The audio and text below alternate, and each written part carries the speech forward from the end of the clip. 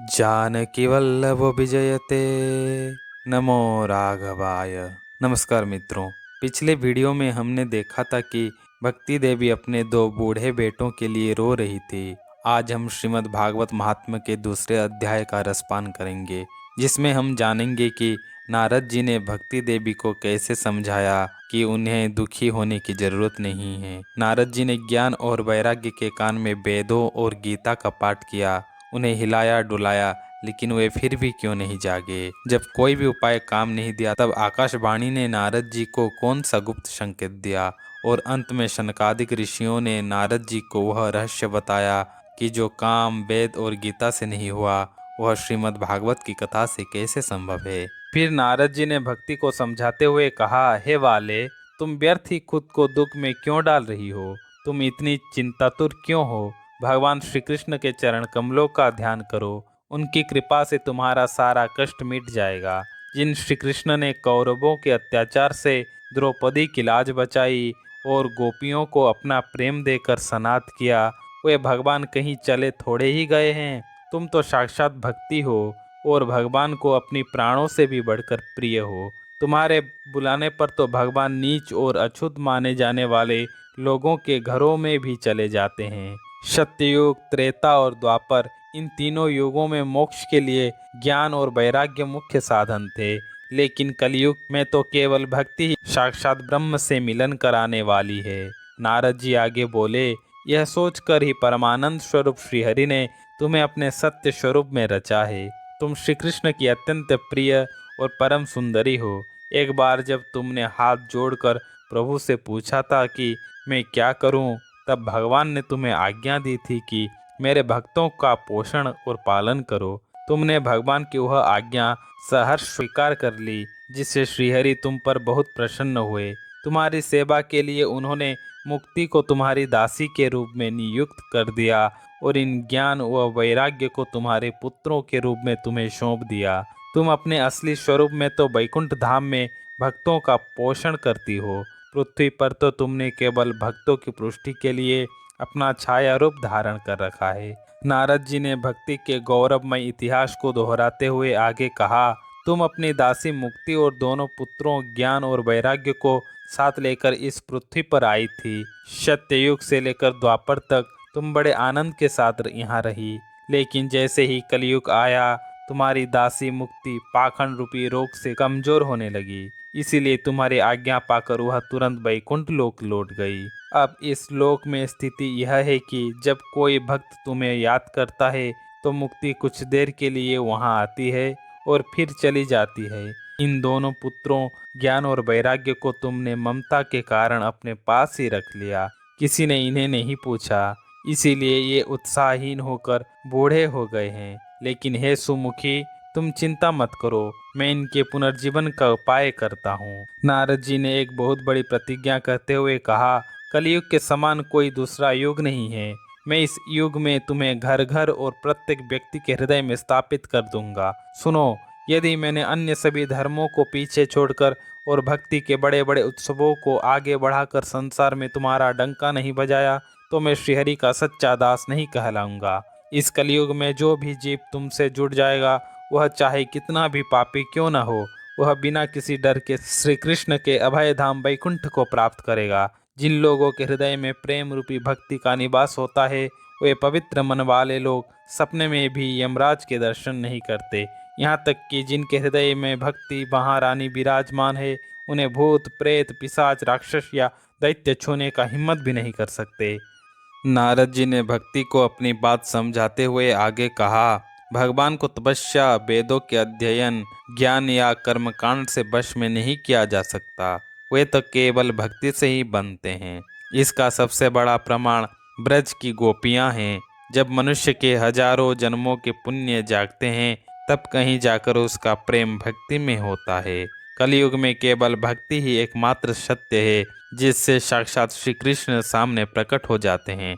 नारद जी ने चेताया कि जो लोग भक्ति का अपमान करते हैं, वे तीनों लोकों में दुख पाते हैं।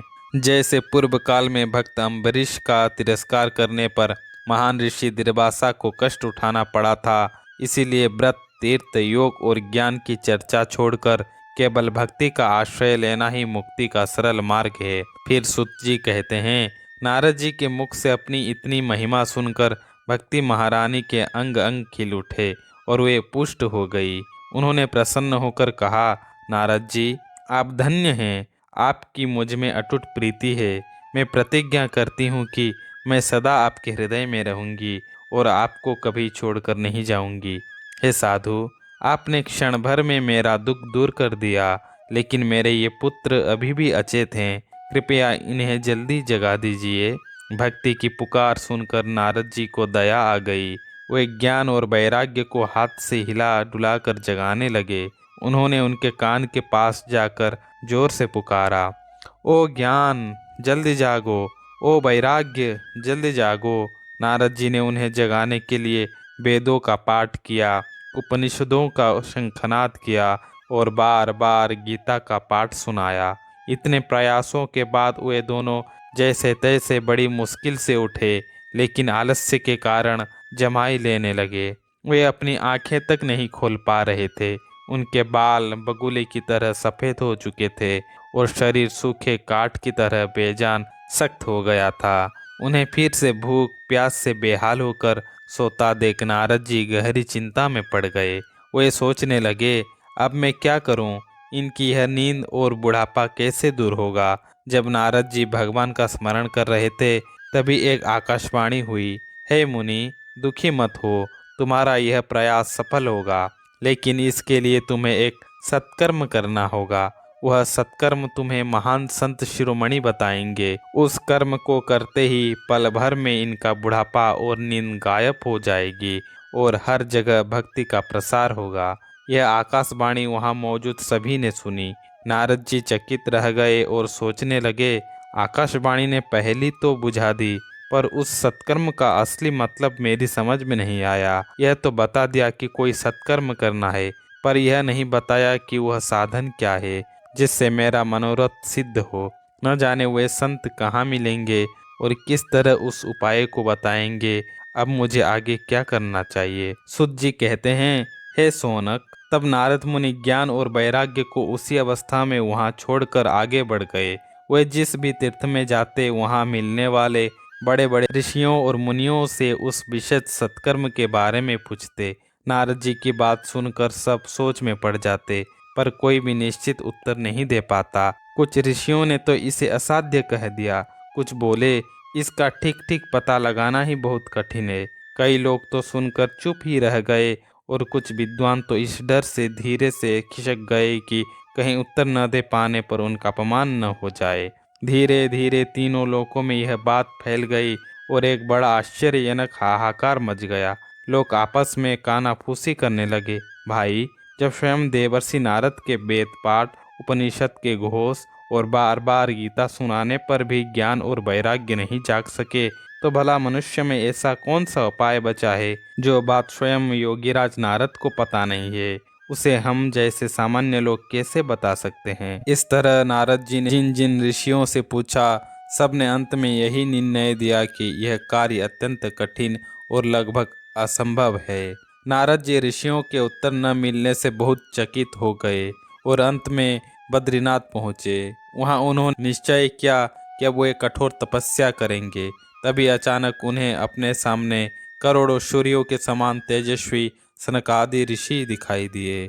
उन्हें देखते ही नारद जी प्रसन्न हो गए और प्रार्थना करते हुए बोले, हे महात्माओं, आज बड़े भाग्य से आप लोगों के दर्शन हुए हैं।